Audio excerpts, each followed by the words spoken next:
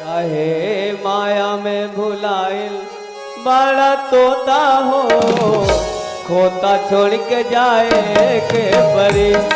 काहे माया में भुलाइल बड़ा तोता हो, खोता छोड़ के जाए के परी। काहे माया में भुलाइल बड़ा तोता हो, खोता छोड़ के जाए के परी। सगरी सारस खातिर नीमन बाउर होता हो, सगरी सारस खातिर नीमन बाउर होता हो, खोता छोड़ के जाए के परी। काहे माया में भुलाइल बड़ा तोता हो, खोता छोड़ के जाए के परी।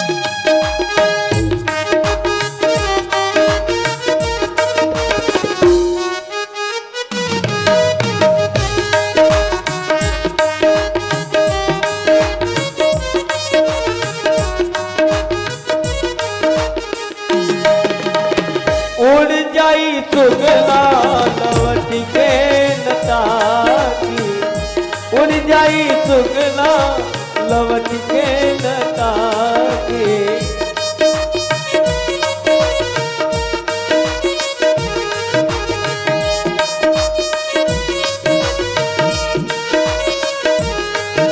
हाँ उड़ जाई सुगना लवट के नताकी, उड़ जाई सुगना लवट के नताकी। कहाँ बड़े भाई बंधु कहाँ बड़ी काकी, कहाँ बड़े भाई बंधु कहाँ बड़ी काकी। राजा रंग हुई है चाहे हर जोता हो, राजा रंग होई चाहे हर जोता हो, खोता छोड़ के जाए के परी। काहे माया में भुलाइल बड़ा तोता हो, खोता छोड़ के जाए के परी।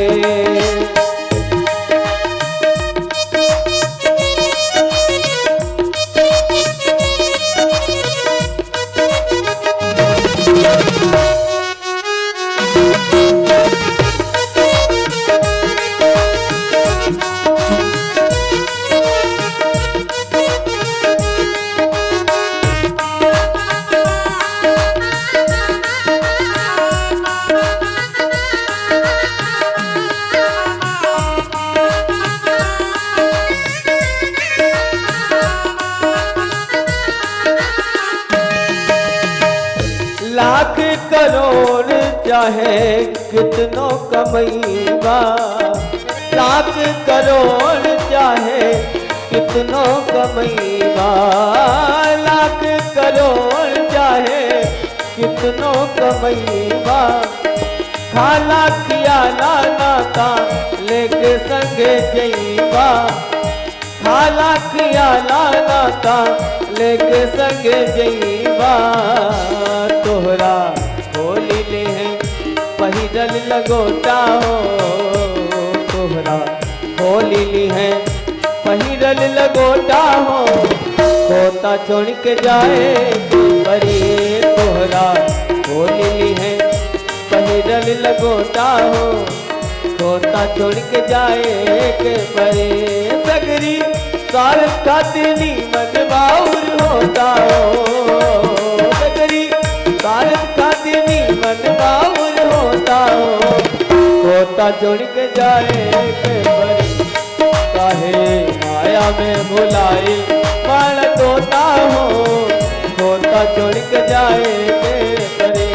काहे माया में भुलाई बड़ा तोता हो, खोता खोता छोड़ के जाएंगे परी काहे माया में भुलाए बाल तोता हो। खोता छोड़ के जाएंगे परी सगरे सार खातिर नीमन बाउर होता हो। सगरी सार खातिर नीमन बाउर होता हो। खोता छोड़ के जाएंगे परी काहे माया में भुलाए बाल तोता हो। खोता छोड़ के जाएंगे परी काहे माया में भुलाए बाल तोता हो।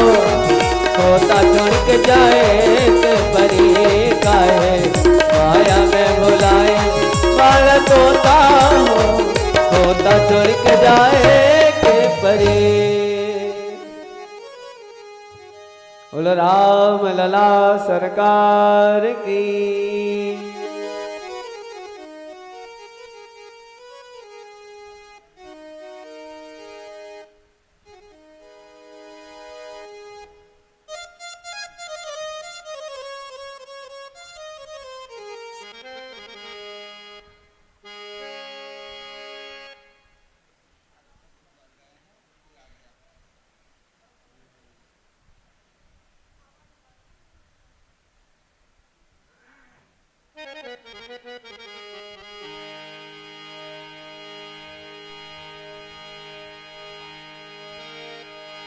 हर पल तुम्हारी याद आती रहे राघव आती रहे। हर पल तुम्हारी याद आती रहे राघव आती रहे। हर पल तुम्हारी याद आती रहे राघव आती रहे। तेरी छवि मन को लुभाती रहे। हर पल तुम्हारी याद आती रहे राघव आती रहे। हर पल तुम्हारी याद आती रहे राघव आती रहे। तेरी छवि मन को लुभाती रहे। हर पल तुम्हारी याद आती रहे राघव आती रहे। हर पल तुम्हारी याद आती रहे राघव आती रहे।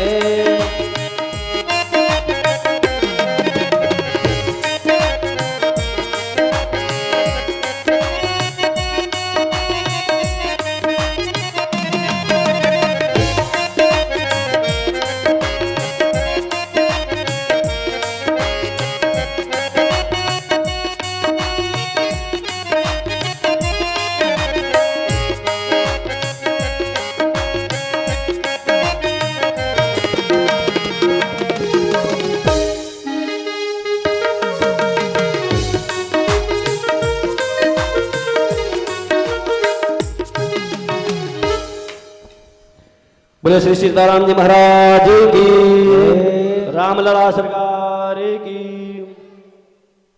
आइए आज हम सभी भक्त यहाँ पे उपस्थित हैं श्री रामनवमी के इस पावन पर्व पे। बड़ा ही पुनीत का समय है। यह उत्सव महोत्सव हम लोग मना रहे हैं। आज 9 दिवसीय आज भगवान का जन्मोत्सव बड़े ही धूमधाम से हम सभी मनाएंगे। आइए उसके पूर्व हम सभी भक्त श्री व्यासपीठ का अपने परंपरा का निर्वाहन करते हुए पूजन करेंगे। तत्पश्चात श्री महाराज जी के मुखारबिंद से कथामृत का रस स्वादन करेंगे। तो आइए आज के इस पूजन के प्रारंभ में श्री रामेश्वर सिंह जी, श्री पवन सिंह जी और श्री जगन्नारायण सिंह जी आकर के पूजन करेंगे व्यासपीठ का। तत्पश्चात हम लोग व्यास पीठ से श्री महाराज जी के मुखारबिंद से कथामृत का रस स्वादन करेंगे। लाल बाबू सिंह जी और भी जो पूजन करना चाहेंगे सभी लोग आ सकते हैं। मैं सभी का नाम नहीं जान रहा हूँ, तो मैं सभी से निवेदन करूँगा आकर के व्यासपीठ का पूजन करें। तत्पश्चात हरि ओम ओम अच्युताय नमः अच्युतपुनादो ओम अनंताय पुनाद। हरि ओम केशवाय नमः केशव पुनादो। ओम माधवाय नमः माधव पुनादो।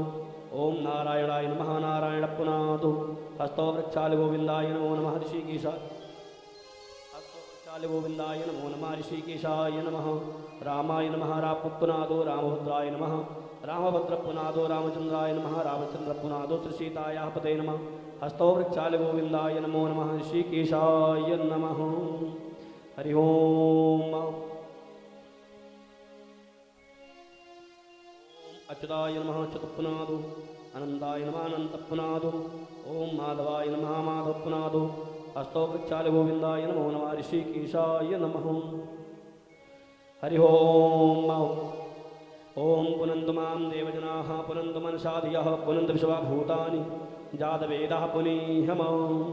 ओम अपवित्रः पवित्रो वा स्मरेत पुण्डरीकाक्षं शवायभ्यान्तरः शुचि पुण्डरीकाक्ष पुनाद हरिपुनाद विष्णु पुनाद। ओम चंद्रस्महत्पुण्यं पवित्रं पापनाशनम् आपदां परते नित्यं लक्ष्मी तिष्ठति सर्वदा। आदित्यवसो रुद्रा विश्वे देवा मनुगणाः तिलकं ते प्रयच्छन्तु धर्मकामान् सिद्धये। हरि ओम। ओम सुचिक्षा आहमक्षिभ्यां भूया सगुं सुवृचसा मुखेन सुसुत्कर्णाभ्यां भूयाशम्। ओम चंद्रस्महत्पुण्यं पवित्रं पापनाशनम् आपदां परते नित्यं लक्ष्मी तिष्ठ सर्वदा लक्ष्मी वसति सर्वदा।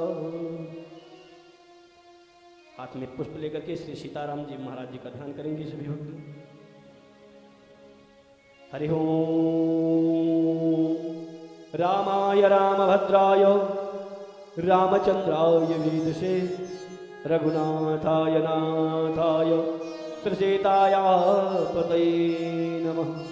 नमोस्तु रामाय स लक्ष्मणाय देव्यै च तस्यै जनकात्मजाय। नमोस्तु रुद्रेन्द्रयमानिलेभ्यो नमोस्तु चंद्रार्कमरुद्गणेभ्यः। ओम भूर्भुवस्सुः श्री व्यासाय नमः व्यासपीठाय नमः श्री सीतारामाभ्यां नमः। ध्यायो ध्यानार्थे पुष्पाणि समर्पयामि। ध्यायो ध्यानार्थे पुष्पाणि समर्पयामि चंदनं विलेपयामि। हरि ओम। ओम गंधर्वस्त्वा विश्ववसुः परिदधातु विश्वस्य अरिष्टे जज्जमानस्य पारधि ऋष्यर्घ्नरीडः मित्रपरुणोत्तरदः परिदधातु दुर्वीणधर्मणः विश्वस्य अरिष्टे जज्जमानस्य पारधि ऋष्यर्घ्नरीडः चंदनं विलेपयामि। ओम भूर्भुवस्सुः आवाहित देवी देवताभ्यो नमः। श्री सीतारामाभ्यां नमः। व्यासाय नमः व्यासपीठाय नमः। अथ चंदनान्ते पुष्पं पुष्पमालां समर्पयामि। हरि ओम। ओम ओषधेः प्रतिमोदधवं पुष्पवतेः प्रसुप्परेः अश्वा इव सजद्वरीर्विरुधः पार्ष्णवः माल्यादीनि सुगन्धीनि मालित्यादीनि वै प्रभो मया हृतानि पुष्पाणि पूजार्थं प्रतिगृह्यताम्। पुष्पं पुष्पमालां समर्पयामि। ओम भूर्भुवस्सुः श्री व्यासाय नमः व्यासपीठाय नमः श्री सीतारामाभ्यां नमः। अथ धूपम् आग्रापयामि।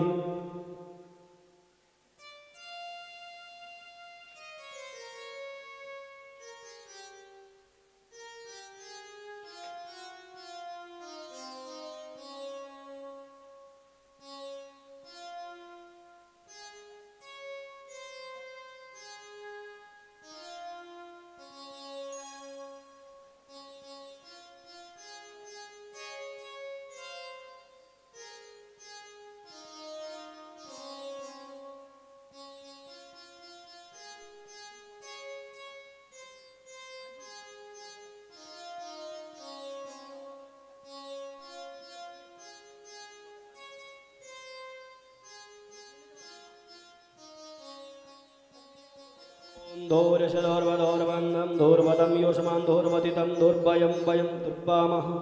देवानां शिवनितमगुं श्रीतमपृतमं जुष्टमं देवहूतमम्।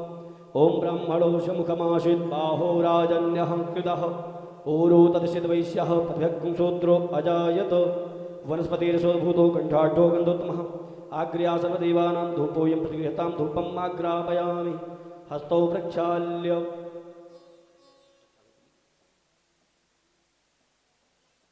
प्रक्षाल्य अथ नैवेद्यं निवेदयामि। ओम अन्नपदेन शनो देहेन विश्वसिंह प्रपद्दातारं तारिगौर्जं नो देहे द्विपदे संचतुपदे नैवेद्यं निवेदयामि पंच आचमनीयं जलम्। हरि ओम मां प्राणाय स्वाहा अपानाय स्वाहा व्यानाय स्वाहा उदानाय स्वाहा समानाय स्वाहा मध्ये मध्ये पानीयमुद्रापोषणं जलं समर्पयामि। अधो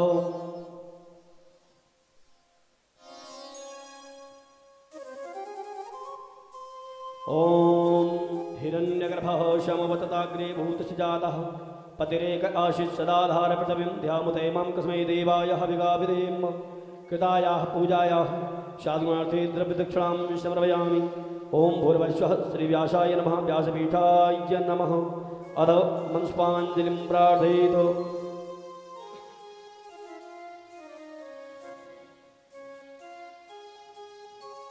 हरि ओम मां जनेन मयजन्ददेवास्तानि धर्माणि प्रथमान्य शन्नादेहनाकं महिमानः सचन्द्रेद्रवोर्वि साध्याः शान्तिदेवाः।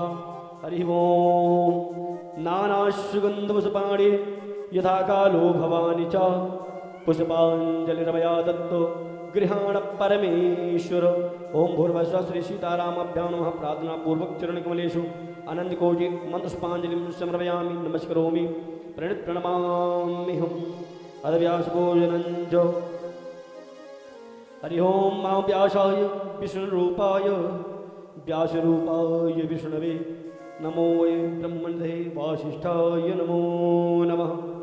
ओम चन्दनस्य महत्पूर्णं पवित्रं पापनाशनम् आपदामपहर्ते नित्यं लक्ष्मी तिष्ठति सर्वदा आदित्यवसवो रुद्र विश्वे देवा मरुद्गणाः तिलकं ते प्रयच्छन्तु धर्मकामार्थसिद्धये। ओम व्यासाय नमः व्यासपीठाय नमः।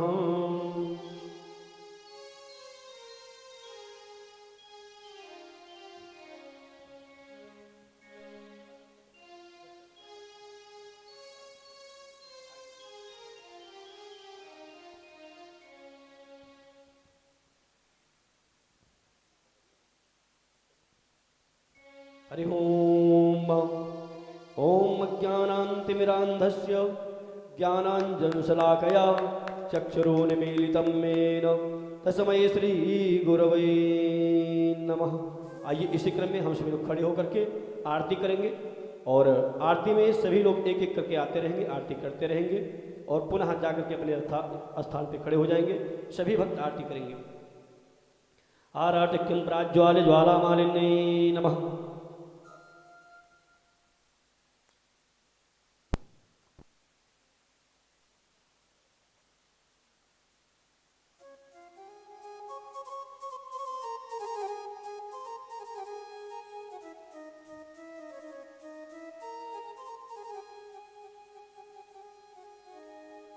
हरि ओम मा चंद्रमा मनसो जातक्षगजो सूर्यो अजायत श्रोत्रात्पायुश्च प्राणश्च मुख दग्निरजायत।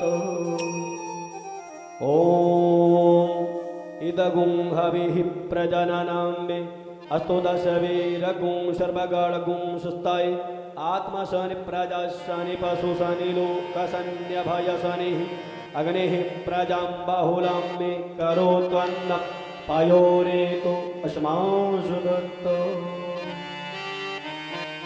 आरती श्री रामायण जी की।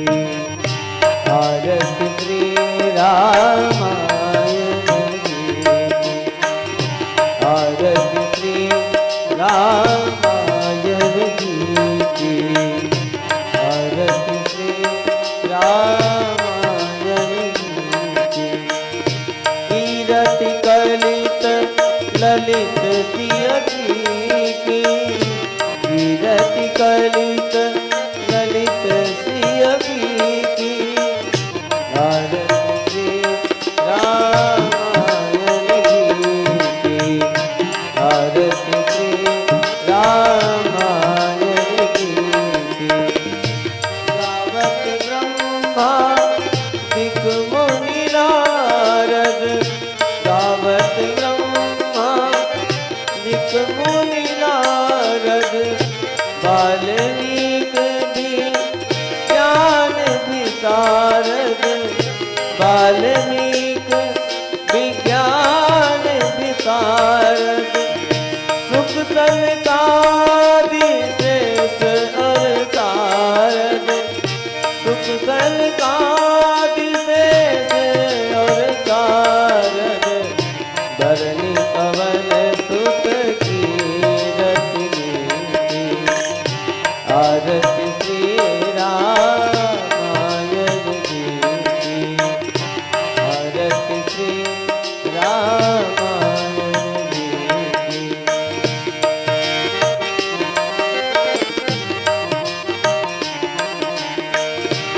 गावत वेद पुराण अष्ट दस गावत वेद पुराण अष्ट दस छो शास्त्र सब ग्रंथन को रस छो शास्त्र सब ग्रंथन को रस मुनि जल धल संतन को सर्वस मुनि जल धल संतन को सर्वस सारे अंश संपत सबही की आरती श्री रामायण जी की आरती श्री रामायण जी की तीरथ कलित ललित गावत संतत समूह भवानी गावत संतत समूह भवानी हर भक्त संभव मुनि विज्ञानी भक्त संभव मुनि विज्ञानी व्यास आदि कवि बरज बखानी व्यास आदि कवि बरज बखानी काग भूषुंडी गरुड़ तेहि काग भूषुंडी गरुड़ तेहि आरती श्री रामायण जी की आरती श्री रामायण कलिमल हरनि विषय रस पीकी कलिमल हरनि विषय रस पीकी सुभग सिंगार मुक्ति जुबती की सुभग सिंगार मुक्ति जुबती की दलन रोग भव मोरी अभी की दलन रोग भव मोरी अभी की तात मात सब विधि तुलसी की तात मात सब विधि तुलसी की आरती श्री रामायण जी की आरती श्री रामायण जी की कीरति कलित ललित सिय पीकी कीरति कलित ललित सिय पीकी आरती श्री रामायण जी की आरती रामायण जी की कर्पूर गौरम करुणावतारम संसारसारम भुजगेन्द्रहारं सदा वसन्तं हृदयारविन्दे भवं भवानी ते तं नमामि त्वमेव माता च पिता त्वमेव त्वमेव बन्धुश्च सखा त्वमेव त्वमेव विद्या द्रविणं त्वमेव त्वमेव सर्वं मम देवदेव नीलाम्बुजश्यामलकोमलाङ्गं सीतासमारोपितवामभागं कालो महाकायचारुचापं नमामि रामं रघुवंशनाथम् आरती श्री रामायण जी की आरती श्री रामायण जी की तीरथ कलित ललित सिय पीकी ओम शार्जं चावतसेक्तं मुनिना योजितं मया दीपं गृहाण देवेश त्रैलोक्यतिमिरापः भक्त्यादीपं प्रयच्छामि देवाय परमात्मने राहिमां निर्याघोरात् दीपो ज्योतिर्नमोऽस्तु ते ओम जलेन शीतलीकरणम् आराटिक्यं ग्रहणं देवताभिवन्दनम् आत्माभिवन्दनम् अथ मम पुष्पाञ्जलिं हरि ओम ओम जनेन यजन्त देवास्तानि धर्माणि प्रथमान्य सन्नादेहनाकं महिमानः सचन्द्रद्रवोर्वि साध्याः शान्तिदेवाः हरि ओम। नानासुगन्धपुष्पाणि यथा कालो भवानि च पुष्पाञ्जलिर्मया दत्त गृहाण परमेश्वर। ओम श्री सीतारामाभ्यां प्रार्थना पूर्वक चरण कमलेषु अनंत कोटि पुष्पांजलिं समर्पयामि नमस्करोमि प्रणमाम्यहम्। बोले श्री सीताराम जी महाराज की, श्री रामलला सरकार की, श्री हनुमान जी महाराज की, शंकर भगवान की, आवाहित देवी देवताओं की, आवाहित देवी देवताओं की, बालकृष्ण लाल की, बालकृष्ण लाल की, अयोध्यानाथ की, अवसरियों की, रमते राम की, श्री कनक भवन कनक बिहारी बिहारणो जो सरकार की, आज के आनंद की। ओम नमः पार्वती पदे हर हर महादेव। आइए हम सभी भक्त अपने यथायथा स्थान पे बैठ जाएं। आज इस रामनवमी के पावन पर्व पे हम सभी भक्त एकत्रित हैं अवध धाम में। तो ये हम सभी का सौभाग्य है कि भगवान के इस पावन धाम में बैठ करके, रामलला सरकार के सानिध्य में बैठ करके और उनका जन्म उत्सव हम लोग मना रहे हैं। तो यह हम सभी का बहुत बड़ा परम सौभाग्य है। आज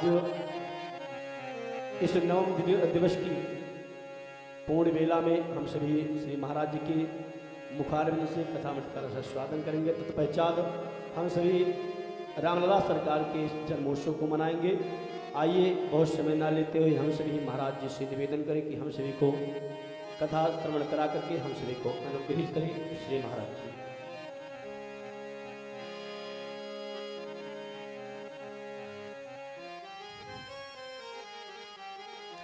जय श्री राम।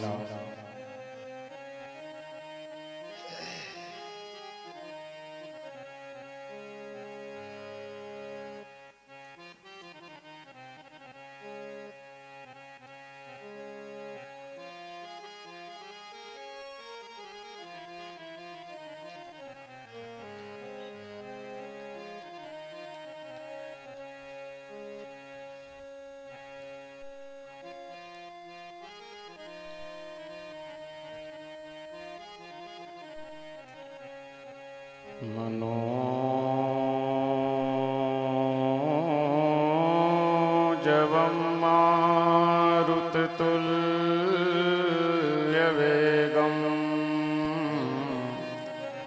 जितेन्द्रियं बुद्धिमतां वरिष्ठम्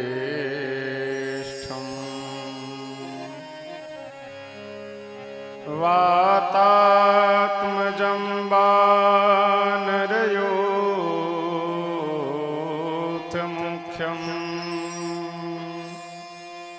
श्रीरामदूतं शरणं प्रपद्ये।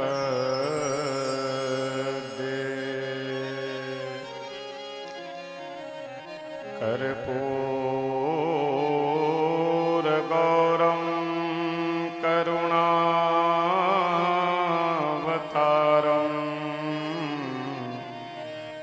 संसारसारं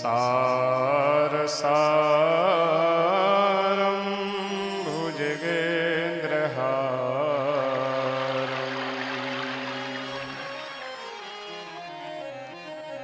सदा वसन्तं हृदयारविन्दे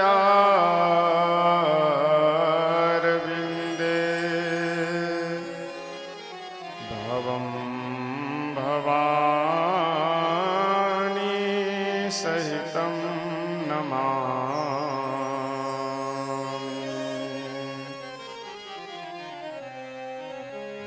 रामं रामानुजं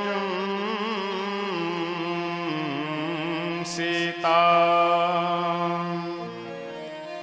भरतं भरतानुजम्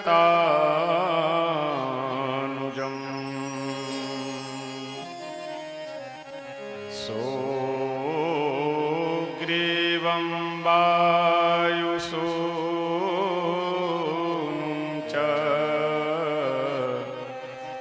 प्रणमामि पुनः पुनः प्रणमामि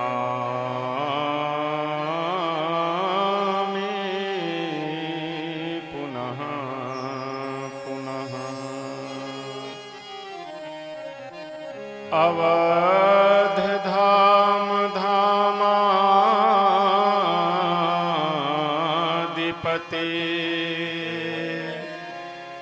अवतारन पतिराम सकल सिद्धिपति जानकी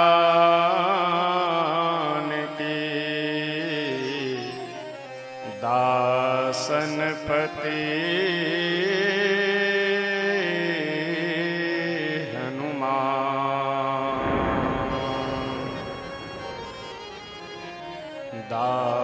दासनपति हनुमान। आइए हम सभी वक्त दो बार भगवान नाम संकीर्तन करते हैं। सीताराम सीताराम सीताराम जय सीताराम सीताराम सीताराम सीताराम सीताराम जय सीताराम सीताराम सीताराम सीताराम सीताराम जय सीताराम सीताराम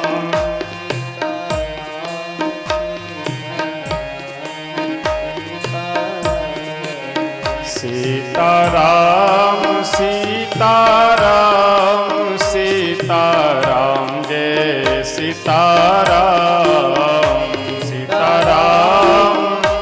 सीताराम सीताराम सीताराम जय सीताराम सीताराम सीताराम सीताराम जय सीताराम सीताराम सीताराम सीताराम जय सीताराम सीताराम सीताराम सीताराम सीताराम जय सीताराम सीताराम सीताराम सीताराम जय सीताराम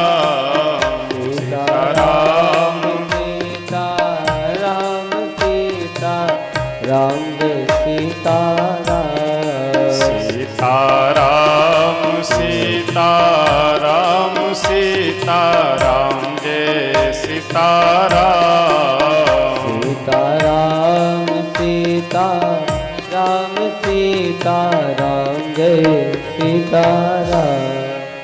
श्री सीताराम भगवान के, श्री अयोध्या धाम के, श्री सरयू मैया के, श्री हनुमान जी महाराज के, श्री शंकर भगवान के, श्री सद्गुरुदेव भगवान के, श्री रामनवमी महोत्सव के जय जय सीताराम।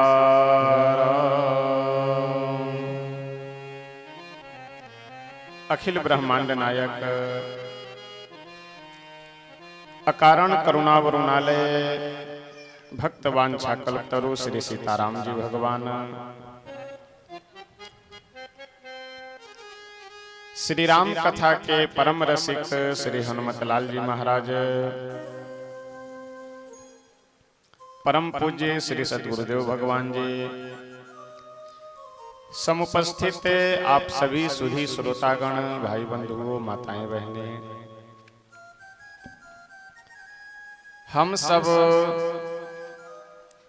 आज भगवान श्री राम लला सरकार के पावन जन्मोत्सव के उपलक्ष्य में यहाँ बैठ करके श्री अवध धाम में जिनका आज अवतार महोत्सव है, जन्म महोत्सव है, उन्हीं के धाम में बैठ करके और उन्हीं का जन्म महोत्सव हम सब मना रहे हैं।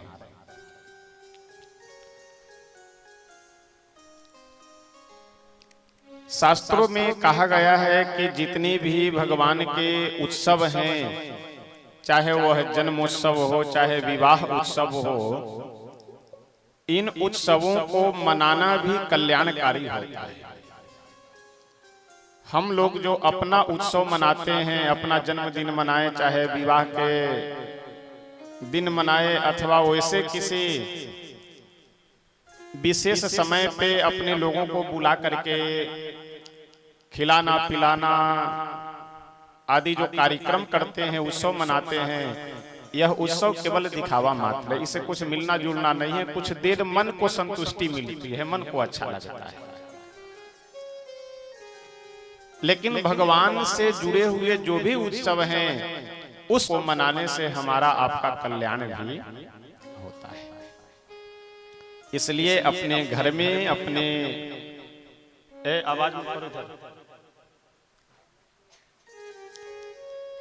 अपने जीवन में, चाहे वह जन्माष्टमी हो, श्री रामनवमी महोत्सव हो, शारदीय नवरात्र हो, श्रावण में झूला हो, ये जितने भी भगवत संबंधी उत्सव है, उन सबको अवश्य मनाना चाहिए। सब न संभव हो तो कम से कम जिनमें श्रद्धा हो वह उत्सव तो हम लोगों को अवश्य मनाना चाहिए।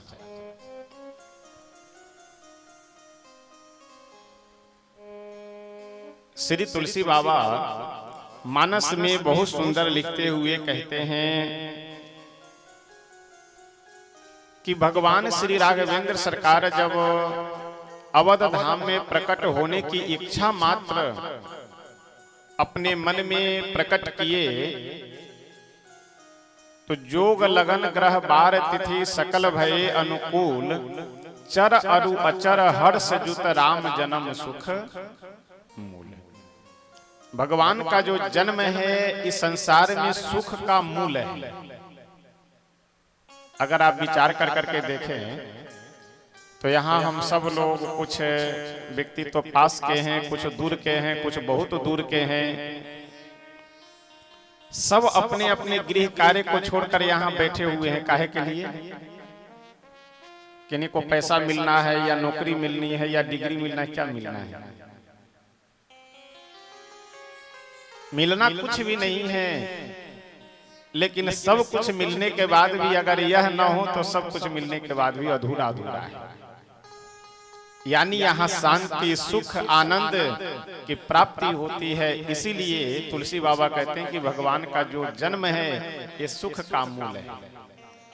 और हम लोग तो केवल दुनियादारी में इधर उधर 99 के चक्कर में पड़े रहते हैं। तब थोड़ा बहुत अगर समय निकाल रहे हैं तो इतना आनंद मिल रहा है।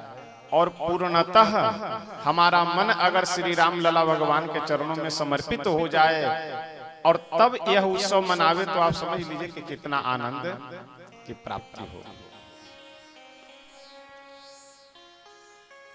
बहुत प्रयास करने के बाद अगर कोई मुहूर्त न मिल रहा हो किसी काम के लिए, कोई शुभ दिन न मिल रहा हो, तो प्रत्येक पूजा में एक श्लोक अवश्य बोला जाता है।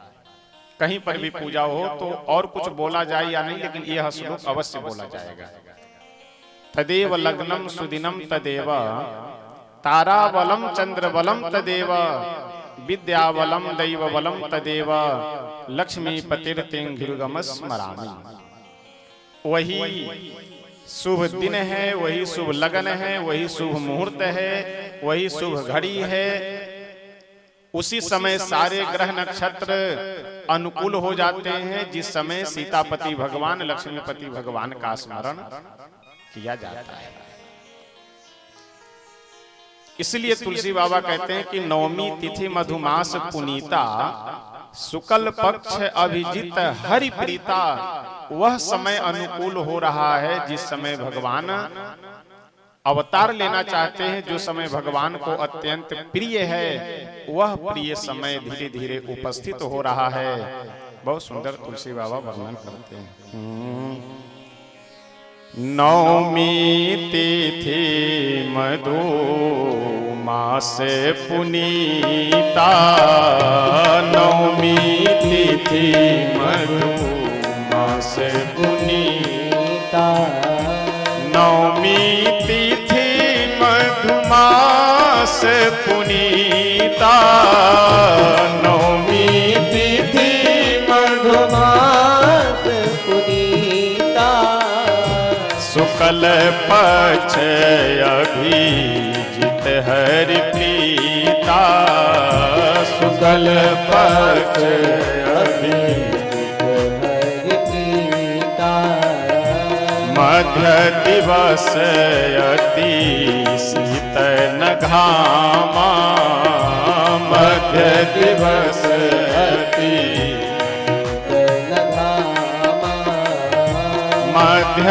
दिवस अति शीतल घामा, मध्य दिवस अति शीतल घामा, पावन काल लोक विश्रामा, पावन काल लोक विश्रामा, पावन काल लोक विश्रामा, पावन काल लोक विश्रामा, सो अवसर बिरंची जब जाना, सो अवसर बिरंची जब जाना, चले सकल सुर साजी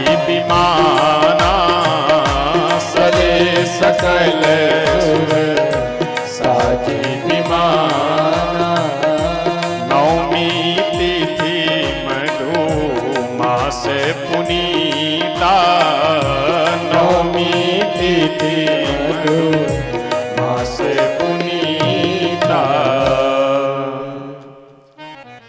चैत्र का महीना, चैत्र के महीने में भी शुक्ल पक्ष में भी नवमी की तिथि मंगलवार का दिन और अभिजीत मुहूर्त में और ठीक दोपहर के समय भगवान श्री राम लला सरकार अवतार ग्रहण करने के लिए अपना समय निश्चित करते हैं कि इस समय हमें अवतार लेना है।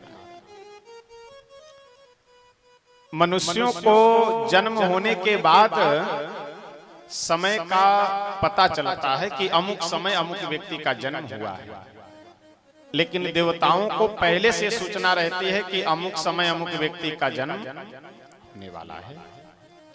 इसलिए पहले ही सभी देवता आकर के ब्रह्मा जी सबको प्रेरित किए कि ऐसा है, नवमी तिथि शुक्ल पक्ष चैत्र का महीना अभिजीत मुहूर्त में ठीक दोपहर 12 बजे भगवान अवतार लेने वाले हैं, इसलिए चलो जल्दी से हम लोग पहले स्तुति कर ले। अवतार लेने से पहले सभी देवता अपने अपने विमान को सजा करके आए और भगवान की स्तुति करते हैं।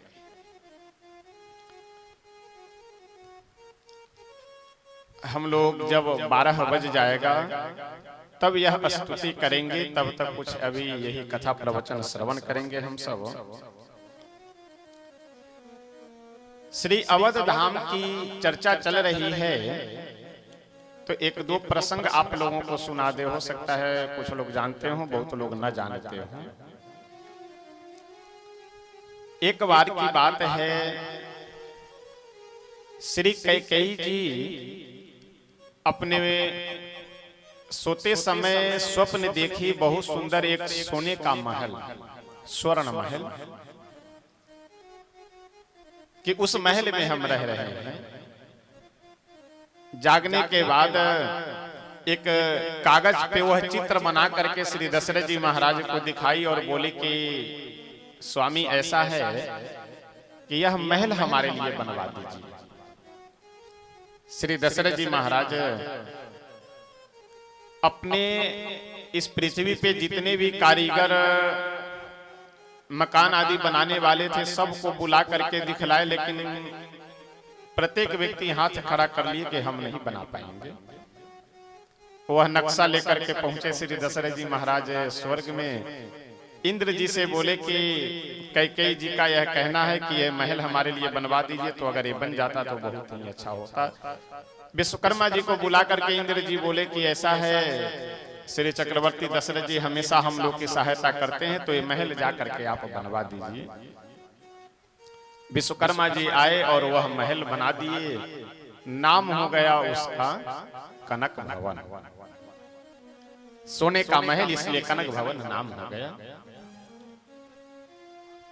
कैकेयी जी अपने मन में विचार की कि यह बहुत ही मूल्यवान महल है, कीमती महल है, तो हमारे जीवन में जब बहुत ही कीमती और मूल्यवान समय उपस्थित होगा उसी समय इस महल में गृह प्रवेश करेंगे।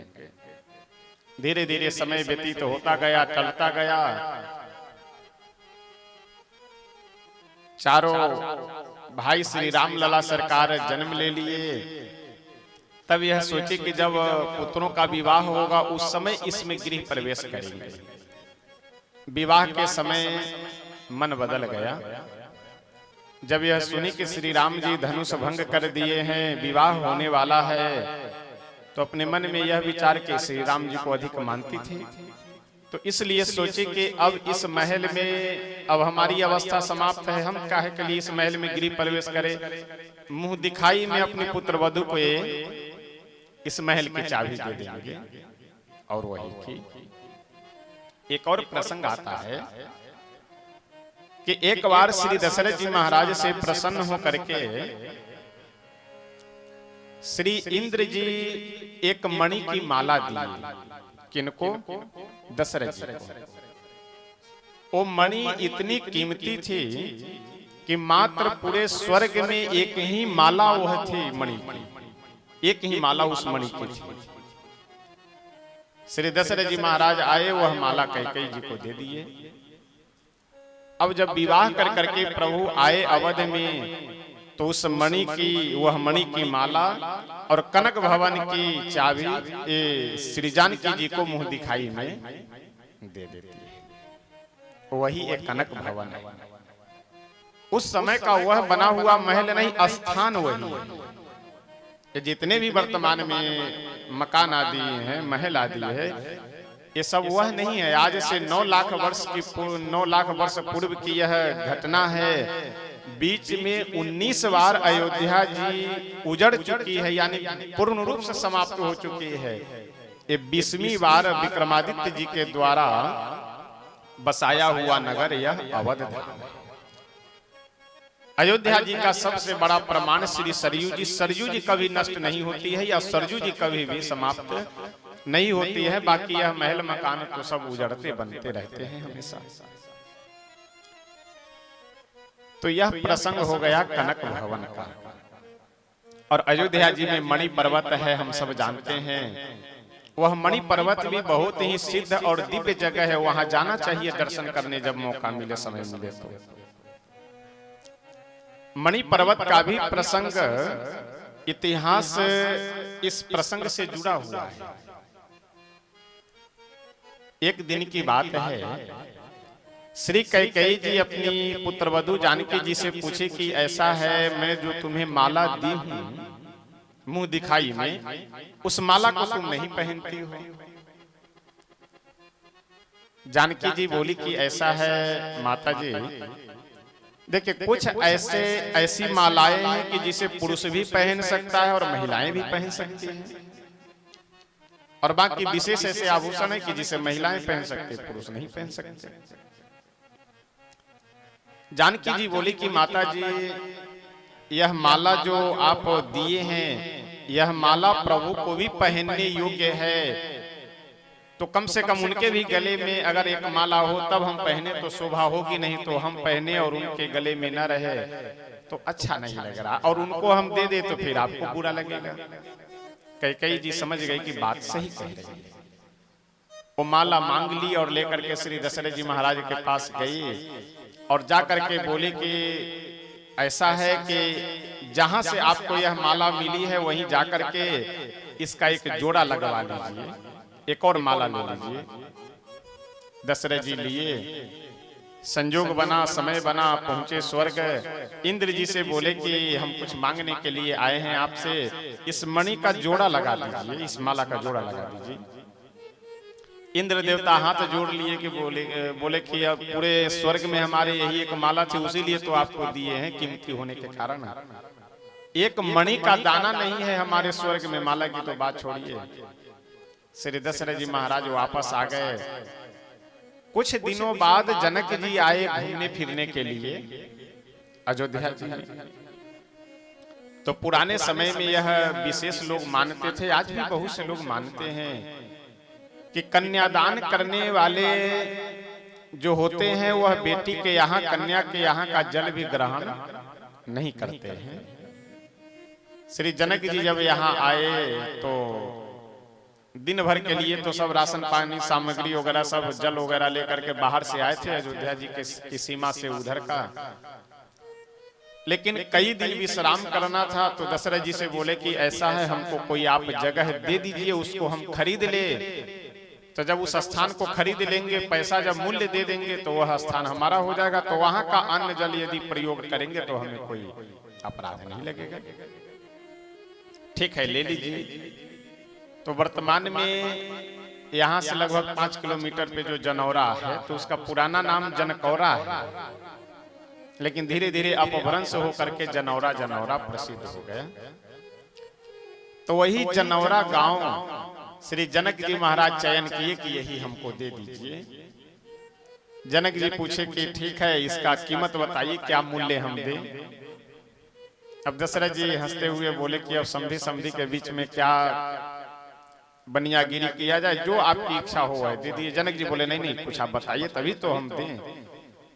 दशरथ जी को इतने में ध्यान आ गई वह बात, जो मणि की माला जोड़ा लगाने के लिए स्वर्ग में गए थे, गए और वही माला लेकर के आए और जनक जी से बोले कि ऐसा है, अगर आप कीमत देना ही चाहते हैं तो इसी माला का जोड़ा लगा दीजिए, अगर आपके पास हो तो, और नहीं तो फिर कुछ और लेन देन कर लिया जाएगा। जनक जी जैसे उस मणि को हाथ में लिए, माला को हाथ में लिए, बोले कि क्या है, आप भी कमाल की बात करते हैं। अरे एक माला क्या है, यहाँ हमारे यहाँ तो पूरा कोष खजाना भरा हुआ है। और अपने सेवकों को आदेश दिए कि एक माला नहीं, ये मणि जितने भी संख्या में है सारे मणियों को उठा करके ला करके यहाँ श्री चक्रवर्ती जी को वह मणि दे दो। और जब वह मणि ढो ढो करके हाथियों पे, रथ पे लाद लाद करके जब लाया जाने लगा तो यहाँ इतना बड़ा ढेर हो गया, इतना बड़ा ढेर हो गया कि पर्वत के समान लगने लगा, इसीलिए उसका नाम हो गया मणि पर्वत। तो मणि पर्वत भी, जनौरा भी और कनक भवन, यह सब प्रसंग, यह इन सभी स्थानों का ज्ञान इन प्रसंगों से जुड़ा हुआ है। और यह सभी स्थान दिव्य हैं। जब भी समय मिले, जब भी संजोग बने तो इन सब स्थानों पे जाकर के दर्शन करना चाहिए। कुछ 2-4-10 मिनट 20 मिनट बैठना चाहिए, इससे बहुत हमें आपको लाभ मिलेगा। इस अवध धाम में आने के लिए करोड़ों लोग समय बनाते रहते हैं, तरसते रहते हैं कि एक बार समय मिल जाए। और जिन लोगों को यहाँ रहने का अगर सौभाग्य मिल रहा है तो इसके पीछे समझ लीजिए कि भगवान की बहुत बड़ी कृपा है। श्री तुलसी बाबा कहते हैं कि जे ही प्रभु प्रकट सो अवसर भयऊ, जिस समय प्रभु प्रकट होने वाले हैं वह अवसर नजदीक आने लगा। और श्री दशरथ जी महाराज, देवता लोग आए, आकर के स्तुति किए, स्तुति कर करके जब चले गए तो श्री कौशल्या मैया के भवन में श्याम सुंदर श्री नारायण रूप में 4 हाथ धारण किए हुए, चारों हाथों में शंख चक्र गदा पद्म धारण किए भगवान प्रकट हुए। प्रकट होने के बाद में कौशल्या मैया जब देखी प्रभु को देख करके एक बार तो प्रसन्न हुई, फिर उदास हो गई। प्रभु बोले कि माँ आपको प्रसन्न होना चाहिए, मैं आपका पुत्र बन करके आ गया, लेकिन आप तो उदास हो गई। भगवान बोले कि ऐसा है प्रभु, आप तो भगवान बन करके आए हैं। कौशल्या मैया बोली कि आप तो भगवान बन के आए हैं, आप पुत्र बन करके आए कहाँ हैं कि जो हम प्रसन्न हो जाए। आप हमारे पुत्र बन जाइए तब हमें प्रसन्नता हो, छोटे से बालक बन करके, और जब आप रोना प्रारंभ करेंगे तब हमें खुशी होगी। भगवान भी मुस्कुराते हुए बोले कि ये संसार के मनुष्य धन्य हैं कि इन्हें अगर हम भी मिल जाए तो बिना हमें रुलाए खुश नहीं हो सकते। स्वयं भी रोना है, दूसरों को भी रुलाना है, और हमको तो खुशी तभी होगी कि जब अगला व्यक्ति रोए, अगला व्यक्ति। लेकिन भगवान तुम सारिखे संत प्रिय मोरे, धरऊ देह नहीं आन निहोरे। भगवान अपने भक्तों के भाव को रखने के लिए, भगवान अपने भक्तों को आनंद प्रदान करने के लिए अवतार लेते हैं। इसलिए तुलसी बाबा कहते हैं कि सुनि शिशुरुदन परम प्रिय वाणी। भगवान रोना आरंभ कर दिए। सुनि बचन सुजाना रोदन ठाना, होई बालक सुरभूपा। सुनि बचन सुजाना रोदन ठाना। भगवान रोना प्रारंभ कर दिए। अच्छा, भगवान माता जी से एक बात पूछे, कौशल्या जी से, कि माता जी ये बताइए, ठीक है हम रोना प्रारंभ करें, लेकिन रोए वह व्यक्ति जिसके ऊपर कोई विपत्ति हो, दुख हो, समस्या हो। हमारे ऊपर कौन विपत्ति है जो हम रोए? हमें कौन दुख है कि जो हम रोए? कौशल्या मैया हाथ जोड़ करके बोली कि प्रभु, अपने दुख से तो संसार का प्रत्येक व्यक्ति रोता है। यह तो आप ही की विशेषता है कि आप अपने नहीं दूसरों के दुख से रोते हैं। जिसको संसार के प्रत्येक व्यक्ति ठुकरा देता है उसे आप अपने पास शरण देते हैं। जिसको कोई पूछने वाला नहीं होता है उसे आप पूछते हैं। यही तो आपकी विशेषता है। भगवान बोले चलिए यह भी बात मान लिए, लेकिन किसके दुख के कारण हम रोए? किसके ऊपर विपत्ति आई हुई है जिस विपत्ति को सोचकर, समझकर, सुन करके हम रोए? कौशल्या मैया बोली कि प्रभु ऐसा है, आप इतने बड़े स्वरूप में पुत्र बन करके आए हैं। संसार के लोग जब आपको देखेंगे तो यही कहेंगे, व्यंग बोलेंगे कि बताओ कौशल्या जी का कितना बड़ा पेट है कि इतने बड़े पुत्र को अपने गर्भ में धारण कर करके रखी। तो मेरी बदनामी होगी, मेरी हंसी होगी, और जब मेरी हंसी होगी तो मुझे दुख होगा। तो मेरे ही दुख को आप अपना दुख समझ करके रोना प्रारंभ कर दीजिए, ताकि मुझे यह व्यंग, यह उपहास, यह दुख न झेलना पड़े। इसलिए भगवान अपनी माँ की वाणी को सुनकर, उनके प्रेम को देख करके रोना आरंभ कर देते हैं। उधर एक दासी दौड़ी दौड़ी पहुंची और जाकर के श्री दशरथ जी महाराज सिंहासन पे बैठे हुए हैं, उनसे बोली महाराज बधाई हो। श्री दशरथ जी महाराज बोले काहे की बधाई? बधाई हमें अभी तो कुछ पता नहीं है कि किस बात की बधाई। वह दासी बोली कि महाराज कौशल्या मैया के भवन में एक बहुत ही सुंदर, सुकुमार, श्याम सुंदर पुत्र का जन्म हुआ है, उन्हीं की बधाई देने में। श्री दशरथ जी महाराज अपने गले से एक मणि का हार निकाले, और हार निकाल करके उस दासी को उपहार रूप में देते हुए मन में सोचने लगे कि अब क्या करे, किन्हें बुलावे। अब कुछ सोच ही रहे थे आनंद में भर करके कि इतने में एक दूसरी दासी दौड़ी दौड़ी आई और बोली कि महाराज बधाई हो। दशरथ जी बोले किस लिए बधाई? बधाई अभी हमें मिल चुकी है, दे करके गई है। वह दासी बोली कि नहीं नहीं, हम श्री कैकेयी जी के महल से मैं आ रही हूँ, और कैकेयी जी के भवन में भी एक बड़े ही सुंदर, सुकुमार, सुकोमल पुत्र का जन्म हुआ है, श्याम सुंदर। अब श्री दशरथ जी महाराज दो पुत्रों का जन्म सुन करके और आनंद में भर गए। उसे भी एक हार दिए उपहार के रूप में, और मन में सोच रहे हैं कि अब क्या करें, अब क्या करें। इतने में एक दासी और दौड़ी दौड़ी आई, बोली महाराज बधाई हो। श्री दशरथ जी महाराज बोले कि मुझे मालूम है, मुझे 2 पुत्रों की प्राप्ति हुई है, अब बधाई मुझे मिल चुकी है, बधाई की आवश्यकता नहीं है। वह दासी बोली नहीं नहीं महाराज, मैं श्री सुमित्रा महारानी के महल से आ रही हूँ और सुमित्रा जी के महल में भी एक नहीं दो पुत्रों का जन्म हुआ है। बढ़िया श्याम सुंदर 2 पुत्र की प्राप्ति हुई है और श्री सुमित्रा जी के महल में गौर वर्ण के सुकुमार सुकुमल 2 पुत्रों का जन्म हुआ है। यानी 1-2 नहीं, आपको 4-4 पुत्रों की प्राप्ति हुई है। अब आप विचार कीजिए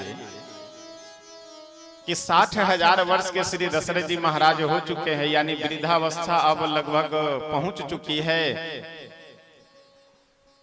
और इस अवस्था में एक भी पुत्र का जन्म सुनाई दे तो इतनी खुशी होगी कि उसका आकलन नहीं लगाया जा सकता है, अनुमान नहीं किया जा सकता है। और 4-4 पुत्रों के जन्म की बात को सुन करके श्री दशरथ जी महाराज इतने आनंद में भर गए, इतनी प्रसन्न हो गए कि श्री तुलसी बाबा बहुत सुंदर लिखते हुए कहते हैं, परमानंद पूरी मन राजा, परमानंद पूरी मन राजा, परमानंद पूरी मन राजा, परमानंद पूरी मन राजा, कहा बुलाई बजावहूं बाजा, कहा बुलाई बजाओ बाजा। दशरथ पुत्र जन्म सुनिकाना, दशरथ पुत्र जन्म सुनिकाना, दशरथ पुत्र जन्म सुनिकाना, दशरथ पुत्र जन्म सुनिकाना, मानहु ब्रह्मानंद समाना, मानहु ब्रह्मानंद समाना, परमानंद पूरी मन राजा, परमानंद पूरी मन राजा। परमानंद यानी इतने आनंद में भर गए। देखिए, एक होता है आनंद और दूसरा होता है परमानंद। परमानंद का मतलब यह है कि मनुष्य यह समझ न पाए कि हम क्या करें क्या न करें। देखिए, कोई भी व्यक्ति रोता है 2 स्थिति में, या तो बहुत दुखी हो तो रोना प्रारंभ कर देता है, आंसू गिरने लगते हैं, अथवा कोई बहुत प्रसन्न हो जाए तो भी आंसू गिरने लगता है। अगर बहुत खुशी की बात एक मनुष्य सुन ले, कोई व्यक्ति सुन ले, तो नेत्रों से आंसू गिरने लगता, बोल नहीं पाता है, समझ नहीं पाता कि हम क्या बोले क्या ना बोले। श्री दशरथ जी महाराज की ठीक यही स्थिति है। वो समझ ही नहीं पा रहे हैं कि हम किसे बुलाए, किन्हें क्या आदेश दे, किसे क्या कहे। और कुछ समझ में आया नहीं, बस बाजा समझ में आ गया। एक शब्द बाजा शब्द केवल ध्यान आया, सीधे बोले कि अरे सुनो सुनो सुनो।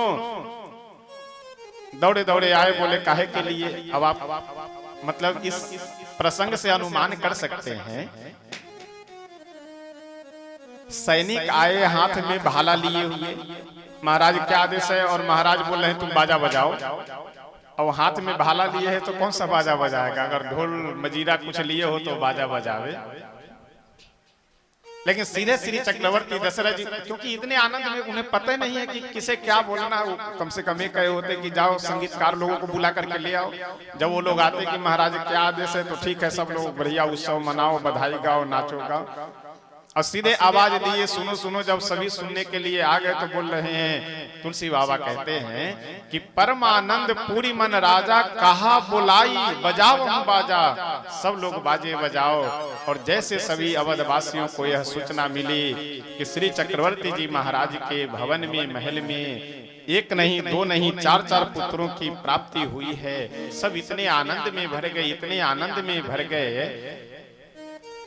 जो जिस कला में कुशल थे उस कला का आश्रय लेकर के जो गाने वाले थे वो गाने लगे, जो बजाने वाले थे वह बजाने लगे, जो नृत्य करने वाले थे वह नृत्य करने लगे। सब अपने अपने कला का प्रदर्शन कर रहे हैं। श्री तुलसी बाबा बहुत सुंदर लिखते हुए कहते हैं कि अवध धाम की विशेषता आज इसलिए भी है कि केवल अयोध्या वासी ही नहीं, बड़े बड़े अमलात्मा विमलात्मा सिद्ध संत लोग रामनवमी के दिन पूरे पृथ्वी पे जितने तीर्थ हैं वे सारे तीर्थ आज के दिन इस अवध धाम में उपस्थित रहते हैं। और सभी सरयू जी स्नान करते हैं।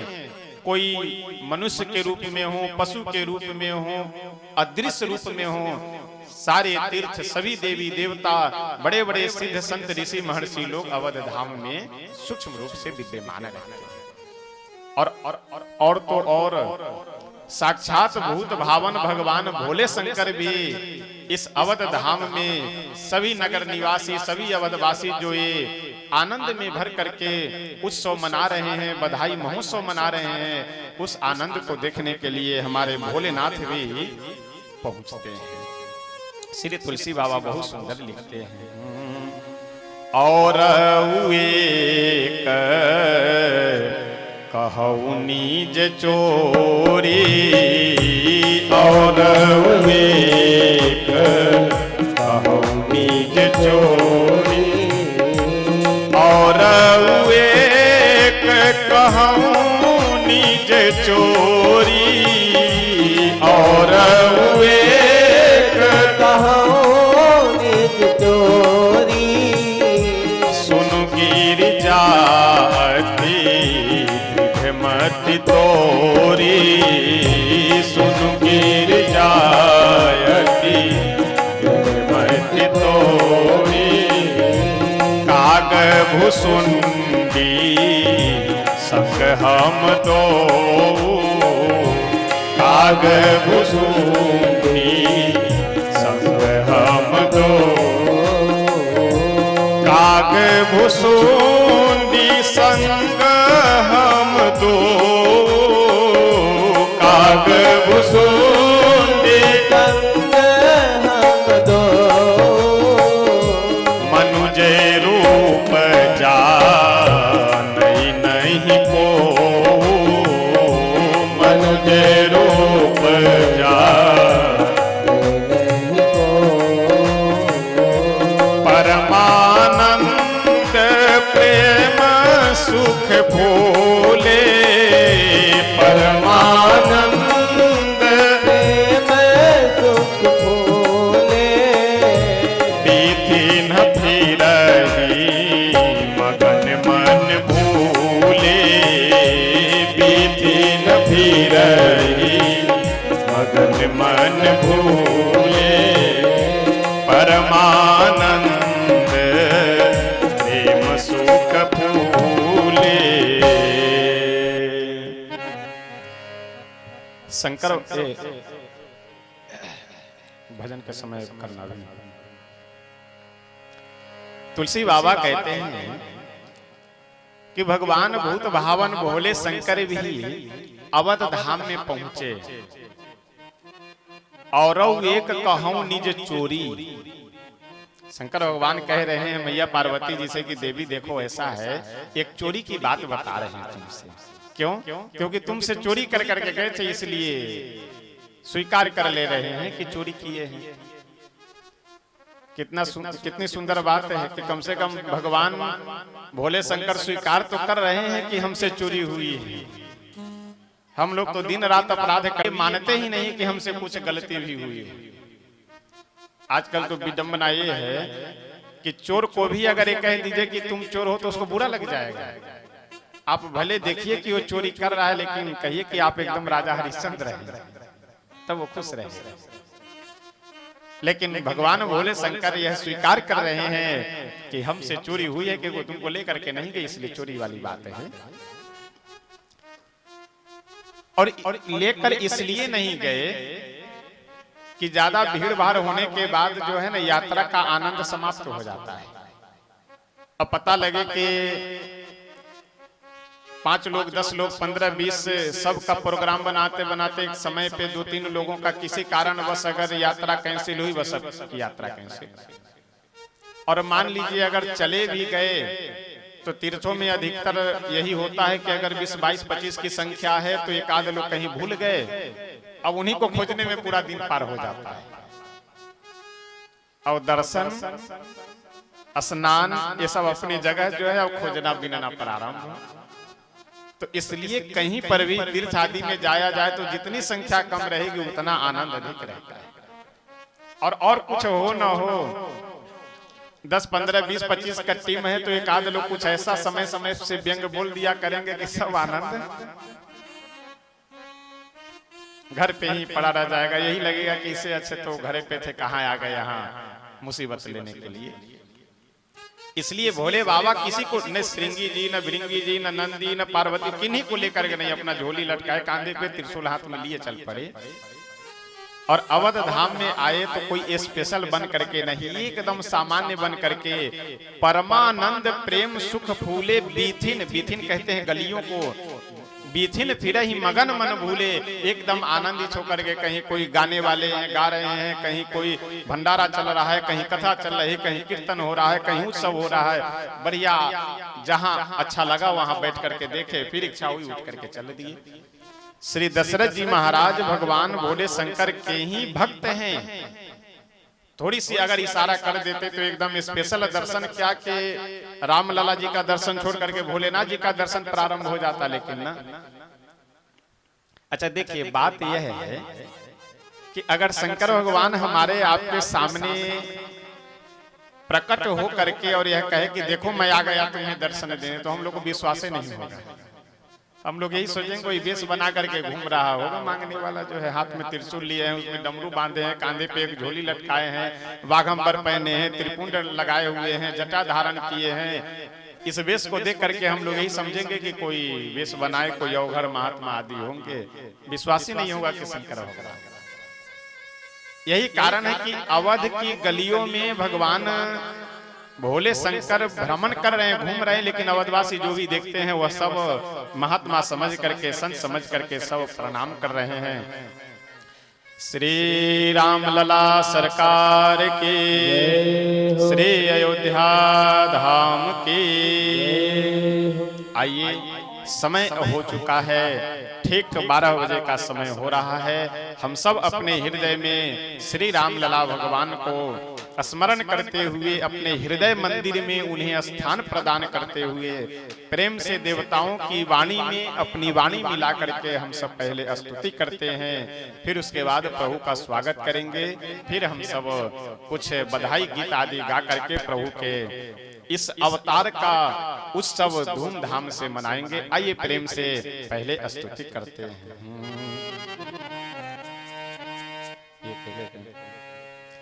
भय प्रगट कृपाला दीन दयाला कौशल्या हितकारी,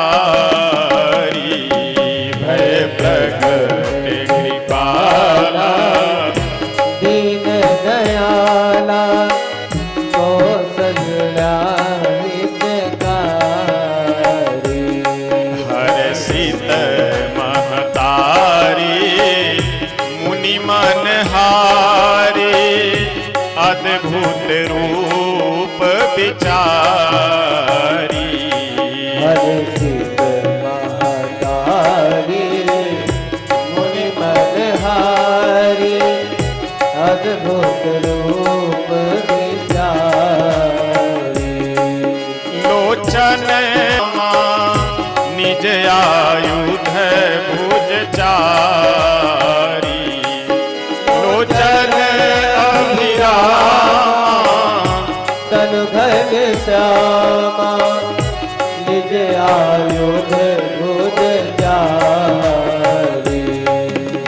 भूषण बनमाला नयन विशाला शोभा सिंधु खरारी भूषण बनमाला नयन विशाला शोभा सिंधु करारी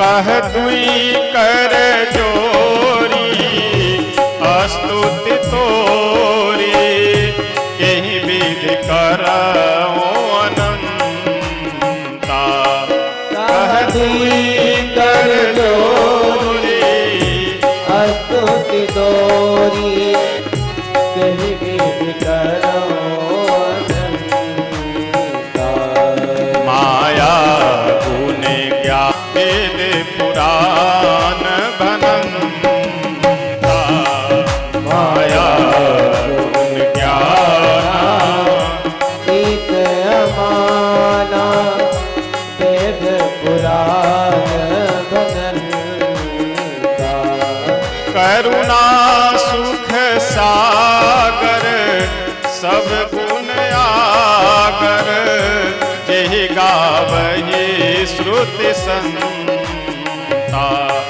करुणा सुख सागर सब गुण आगर जय गावहि सुत संता सो मम हित लागी जन अनुरागी भयउ प्रगट श्रीकंता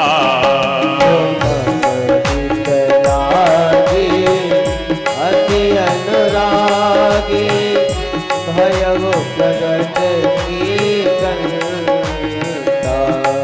ब्रह्मांड निकाया निर्मित माया रोम रोम प्रतिवेद कहे ब्रह्मांड निकाया निर्मित माया रोम रोम प्रतिभेद करे मम उर सोवासी यह उपहासी सुनत धीर मत धीर न रहे वासी यह उपहासी सुनत धीर मति धीर रहे उपजा जब ज्ञाना प्रभु मुस्काना चरित बहुत विधि कीन चहे उपजा जब ज्ञाना प्रभु मुस्काना चरित बहुत विधि कीन कही कथा सुहाई सुत प्रेम लय कही कथा सुहाई मातु बुझाई यही प्रकार सुत प्रेम माता मुनि बोली सोमति डोली तजहु तात यह रूपा माता मुनि बोली सोमति डोली तजहु तात यह रूपा की जैसी सुलीला अति प्रियशीला यह सुख परमानुपा की जैसी सुलीला अति प्रियशीला यह सुख परम अनुपा सुनि बचन सुजाना रोदन ठाना होई बालक सुरभूपा सुनि बचन सुजाना रोदन ठाना होई बालक सुर भूपा। यह चरित जे गावही हरि पद पावही तेन परहि भव भूपा। यह चरित जे गावही हरि पद पावहि तेन परहि भव भूपा। विप्रधेनु सुर संत हिता